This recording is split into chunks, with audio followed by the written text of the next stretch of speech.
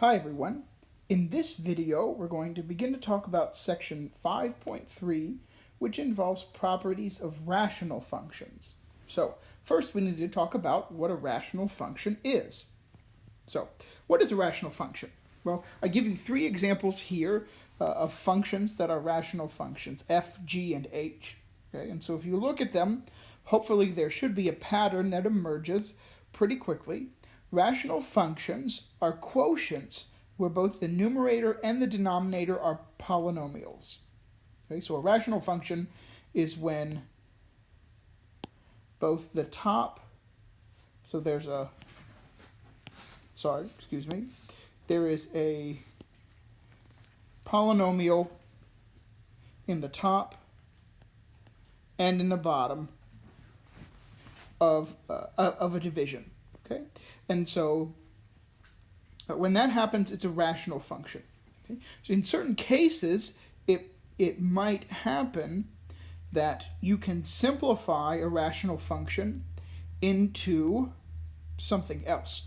So for instance, if my function was x squared minus 4 over x minus 2, that's a rational function. But I can simplify this because x squared minus 4 can be factored into x plus 2 times x minus 2 on the top, and then I'd have x minus 2 on the bottom. These two would cancel, and what I'm left with is x plus 2. Okay? X plus 2 is, of course, not a rational function. That doesn't mean that f isn't a rational function in general. It's a special type of rational function where when you simplify it, it becomes not a rational function. We'll get to that in just a second. But a rational function is a function where it is a quotient. You divide two things, and in both the top and the bottom of the quotient is a polynomial.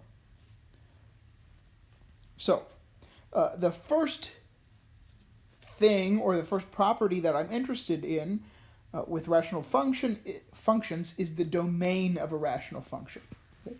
And when I'm interested in the domain of the rational function, what I'm really interested in is when the denominator is going to be equal to 0. Okay? So by default, with most functions, now we've talked about some functions like logarithmic functions where the where the domain is not negative infinity to infinity, sort of by default. It was 0 to infinity, but most functions that we work with, our first intuition is that the domain of that function is going to be negative infinity to infinity.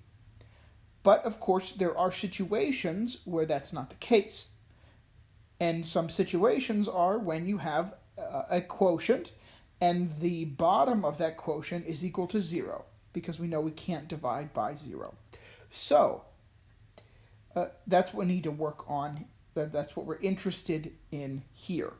Okay, so when I want to define the domain of a rational function, what I need to be interested in is seeing where the denominator is equal to 0. Okay, so let's look at this one. I'll call this one 1 and this one 2. If we look at 1 first, I have x squared plus 3 over x squared plus 2x plus 1. My general strategy for these types of problems is to factor the denominator if it's not factored already, and then see where it's equal to 0. So we've had lots of practice doing this.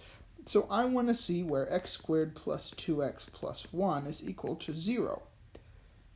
And we can factor x squared plus 2x plus 1 into x plus 1 times x plus 1.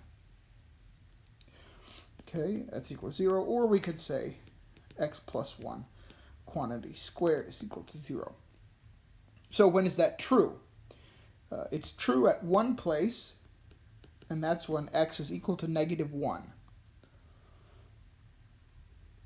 And so that's the only thing that's going to cause us any problems here in terms of the domain. So the answer for number 1 is that the domain is from negative infinity to negative 1, and negative 1 to infinity. Okay, so it doesn't include negative 1. Now, let's go to number 2. I already factored number 2 for us before, but we can do it again.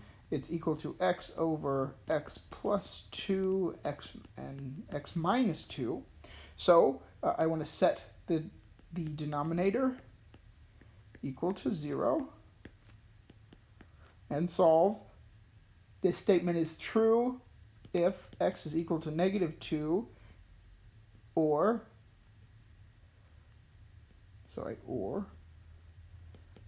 x is equal to 2.